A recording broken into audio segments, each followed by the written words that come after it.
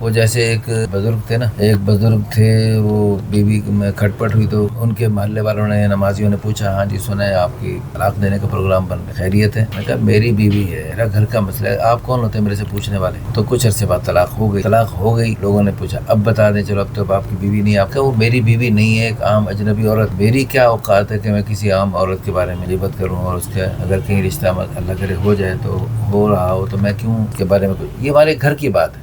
تو گھر کی باتوں کو لوگوں کو بھی اسٹور میں نہیں رہنا چاہیے، اور لوگوں کو اس پہ قیاس آرائیاں بھی نہیں کرنی چاہیے، اور قیاس آرائی کر کے کسی کے بارے میں کوئی غلط فیصلہ بھی نہیں کرنا چاہیے. جیسے قاضی کو حق حاصل نہیں ہے کہ وہ کسی کے بارے میں یک طرفہ سن کر کوئی فیصلہ کرے. بھئی دونوں طرف سے پوچھے. وہ ایک آنکھ پھوڑ کے لایا، اپنے ایک آنکھ ہاتھ میں رکھ کے لایا کہ میری آنکھ فلاں نے آنکھ پھوڑ دی، تو قاضی کو اختیار نہیں ہے کہ اس کے بارے میں، دوسرے کے بارے میں فوراً کو فیصلہ صادر فرمائیں. قاضی صاحب کے لیے حکم یہ ہے کہ پہلے اس کو بھی بلوائیں اور اس کا بھی مسئلہ سنیں. ہو سکتا ہے اس کی دونوں آنکھیں پھوڑ کے آیا، تو یہ بھی ہوتا ہے.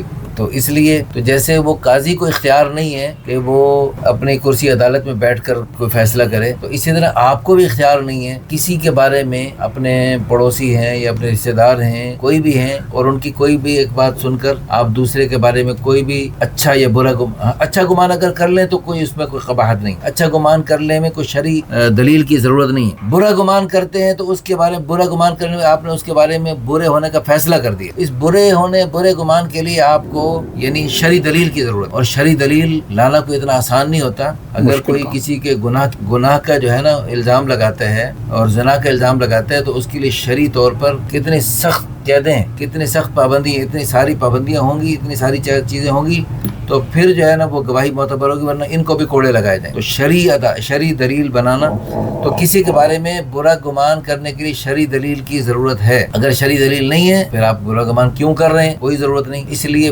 برائے مہربانی اپنے خاندان میں، رشتہ داروں میں کسی کی بات سن کر، یک طرفہ سن کر کوئی فیصلہ صادر نہ فرمایا کریں، بلکہ دوسری طرف سے بھی پوری، اب تو خاموش رہیں، سنیں ہی نہ کسی کے بارے میں بری باتیں، سنیں ہی نہ، سننے کی بھی ضرورت